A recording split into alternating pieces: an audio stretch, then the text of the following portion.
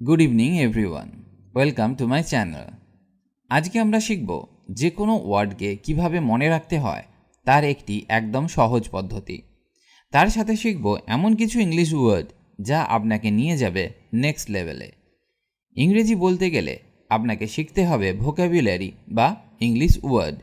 আজকে আমি আপনাকে শুধু ওয়ার্ড শেখাবো না, তার সাথে আপনাকে শেখাবো তার ব্যবহার। আজকে আমি যেভাবে আপনাকে ওয়ার্ড শেখাবো, যদি এইভাবে অভ্যাস করতে পারেন তাহলে যে কোনো ওয়ার্ডকে অনেক দিন মনে রাখতে পারবেন। তাহলে চলুন শুরু করা যাক। অ্যাসেন। অ্যাসেন মানে ধূসর বা বিবর্ণ। খুব সহজভাবে বললে ভেরি পেল। যেমন আমরা বলতে পারি তার মুখটা বিবর্ণ ছিল। Her face was ashen. Her face was ashen. তাহলে প্রথমে নিলাম একটি ইংলিশ ওয়ার্ড, তারপর শিখলাম তার বাংলা মানে, তার সাথে এটাও শিখলাম ওয়ার্ডটির নিয়ারেস্ট মিনিং ওয়ার্ড, তারপর ওয়ার্ডটিকে একটি বাক্যে ব্যবহার করলাম। এইভাবে শিখলে একটা ওয়ার্ডকে অনেক দিন মনে রাখা সম্ভব। চলুন এই পদ্ধতিতে আজকের ভোকাবুলারি শেখার চেষ্টা করি। ব্লাস্টারি। ব্লাস্টারি মানে প্রবল বেগে প্রবাহিত হওয়া, বা বলতে পারি ভেরি উইন্ডি। এটি একটি শীতল প্রচণ্ড হাওয়াযুক্ত দিন ছিল। ইট ওয়াজ এ কোল্ড ব্লাস্টারি ডে। ইট ওয়াজ এ কোল্ড ব্লাস্টারি ডে। ডেস্টিটিউট। ডেস্টিটিউট মানে নিঃস্ব, বা বলতে পারি ভেরি পুয়ার। বন্যার ফলে অনেক মানুষ নিঃস্ব হয়ে পড়েছিল। The floods left many people destitute. The floods left many people destitute. Expensive. Expensive মানে সরল বা ব্যাপক। যেমন আমরা বলতে পারি সে সরল এবং মজার ছিল। He was expensive and funny. He was expensive and funny. Gleaming. Gleaming মানে জ্বলজ্বল করা বা ভেরি শাইনি। বাড়িটি সাদা রঙে জ্বলজ্বল করছিল। The house was gleaming with white paint. The house was gleaming with white paint. Hushed. Hushed মানে খুব শান্ত, বা বলতে পারি ভেরি কোয়েট। যেমন তারা খুব শান্ত গলায় কথা বলছিল। They talked in hushed tones. They talked in hushed tones. Keen. Keen মানে তীক্ষ্ণ, বা বলতে পারি ভেরি শার্প। এবার একটা উদাহরণ দেখা যাক। কুকুরের গন্ধ নেবার তীক্ষ্ণ অনুভূতি আছে। Dogs have a keen sense of smell. Dogs have a keen sense of smell. Kind. Kind মানে দয়ালু, বা বলতে পারি ভেরি নাইস। সে একটি দয়ালু ছেলে। He is a kind boy. He is a kind boy. Laden. Laden মানে ভারী, বা বলতে পারি ভেরি হেভি। ঘুমে তার চোখের পাতা ভারী হয়ে আসছিল। Her eyelids were laden with slip.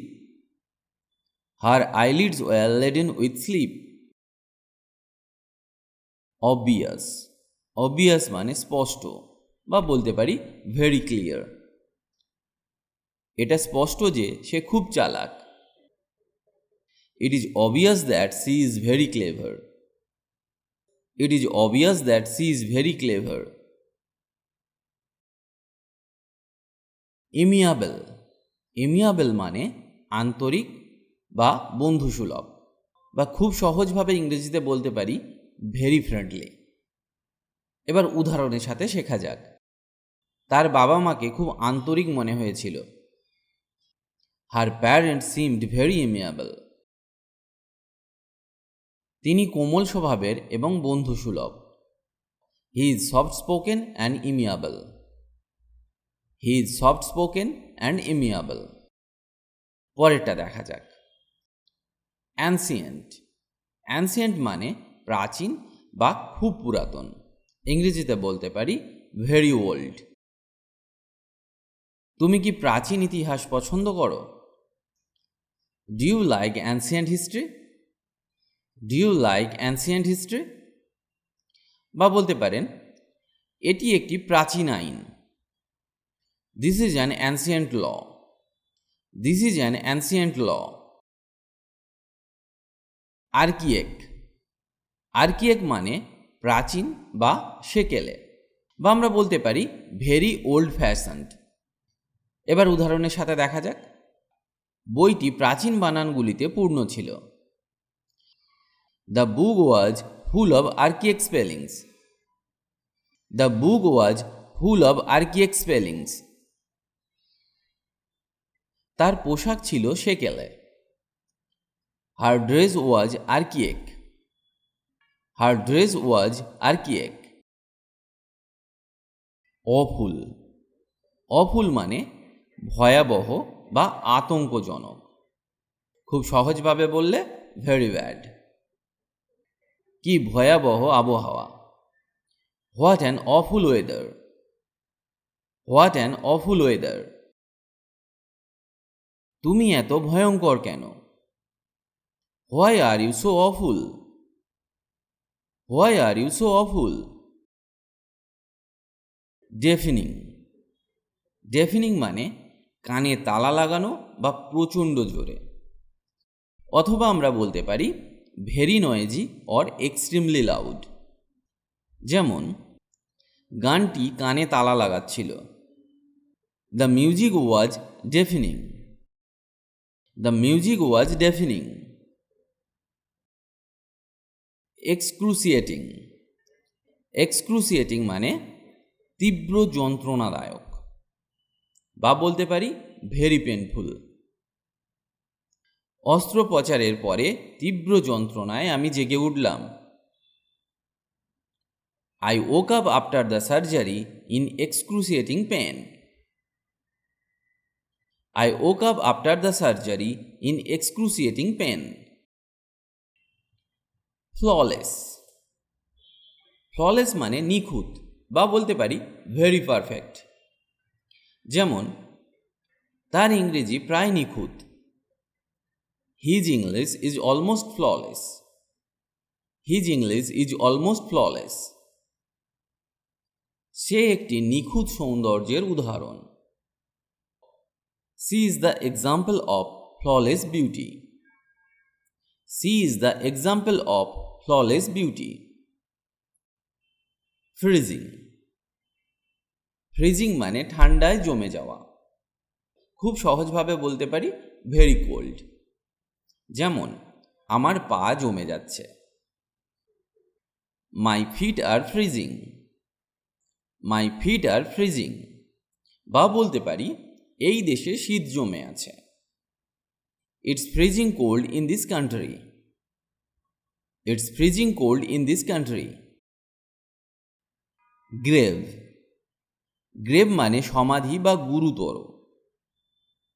এক কথায় বলতে পারি ভেরি সিরিয়াস। যেমন সে নিজের কবর খুঁড়ছে। He is digging his own grave. আপনি মারাত্মক ভুল করছেন। You are making a grave mistake. You are making a grave mistake. এখানে গুরুতর বা মারাত্মক অর্থে গ্রেভকে ব্যবহার করা হলো। সে মারাত্মক বিপদে আছে। He is in grave danger. He is in grave danger. এইভাবে ভোকাবুলারি অভ্যাস করলে আপনি যে কোনো ওয়ার্ডকে অনেক দিন মনে রাখতে পারবেন। আজ এখানেই ক্লাসটি শেষ করছি। ক্লাসটি ভালো লাগলে লাইক বা কমেন্ট করে জানান। আর ইংরেজি বিষয়ক নতুন নতুন ভিডিও পেতে আমাদের চ্যানেলটি সাবস্ক্রাইব করে রাখুন। প্রতিদিন ইংরেজি অভ্যাস করুন, কারণ প্র্যাকটিস না করলে ইংরেজি বলতে পারবেন না। তাই অবশ্যই নিয়মিত প্র্যাকটিস করুন। ভালো থাকুন আর আমার সাথে ইংরেজি শিখতে থাকুন।